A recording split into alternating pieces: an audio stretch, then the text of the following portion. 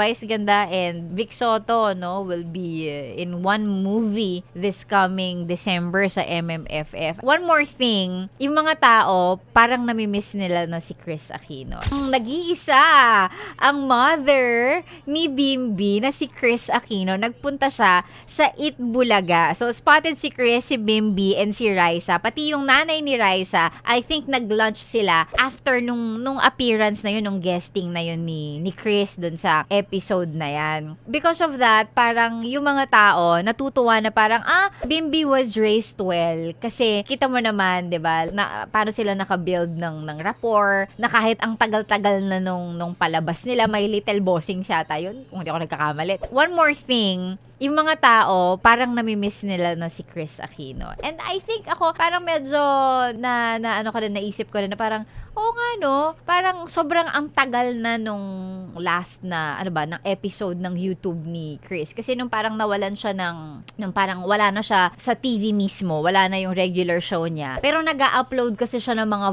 vlog niya sa YouTube. And syempre, nung medyo hindi naging okay yung health niya, natigil yun, hindi siya nag-work, busy siya magpagaling. And now, parang medyo umuokay na, bumubuti na yung lagay niya. Parang parang sinasabi ng mga netizen na parang pag medyo umokay ka na, Chris, I think it's time to go back. Ayan, maging present ulit sa industry because sinasabi pa na ibang mga netizen na parang, naku, kapag itong si Chris Aquino siguro nag-podcast, taob lahat ng podcast ng kahit sinong celebrity with how she does interviews, how witty, 'di ba? How galing niya as a host. And ako, I agree kasi 'di ba parang of all the genres, 'di ba? Parang okay, sige, artista pwede siyang maging host. Pero at one time naging game show host pa si Chris Aquino. Game ka na ba? Ang daming issues sa kanya pero she was very bankable nung time niya, 'di ba? So, and it's good to know that si Chris Aquino, she's getting better. 'Di ba? Nakita naman natin kasi medyo I mean, 'di ba?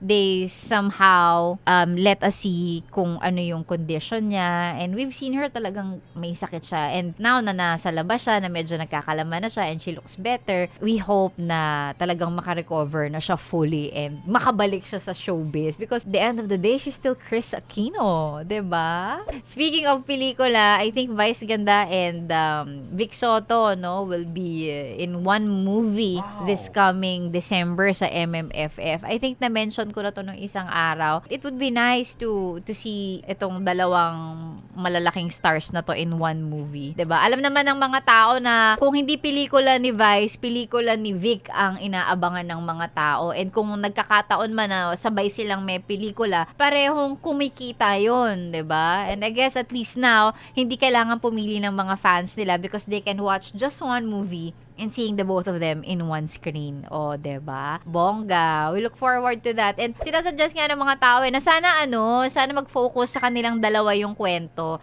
Hindi na daw magdala ng mga kung sino-sino pang sidekick. But I doubt that's still gonna happen kasi kasama sa trademark nila yan Like for example, if si Vic Soto nasa isang movie, usually yung mga kasama niya sa Eat Bulaga nandun din sa movie na yon, 'di ba? Ganun naman usually. And ganun din kay Vice. Minsan pag si Vice nasa isang movie, more often than not, meron siyang mga kasamang iba pang mga artista. So, looking forward to that. Sana talaga maging maganda yung movie nila together. Pang MMFF. Grabe, pang Pasko na movie na yung inaabangan ng mga tao.